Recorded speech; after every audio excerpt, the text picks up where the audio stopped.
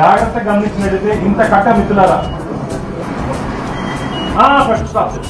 ఇంత కట్ట మిత్రులారా, ఇంత కట్ట నోట్లు అమెరికన్ డాలర్స్ 112 నోట్లుంటే కేవలం 9 నోట్లకు మాత్రమే దొరికాయని చెప్పి ఎందుకు ఎఫ్ఐఆర్ చేస్తారు?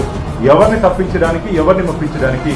ఆ రోజు అధికారంలో ఉన్నటువంటి వైసీపీ నాయకులకి కొందరికి దీంట్లో వాటాలు వెళ్ళాయని చెప్పి మాకు ఫిర్యాదులున్నాయి.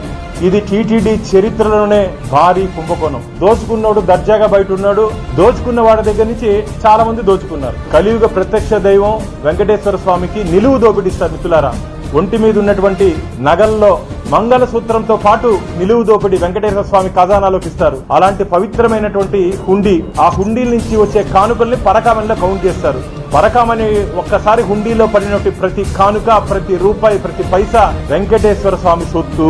వెంకటేశ్వర స్వామి సొత్తుని కొల్లగొట్టవాడిని ఏ విధంగా కాపాడతారయ్యా మీరు? కాబట్టి దీని మీద నిగ్గు తేల్చాలని చెప్పి నేను రాష్ట్ర DGP, director general of police వారికి ఒక మెమరాండం ఇవ్వడం జరిగింది.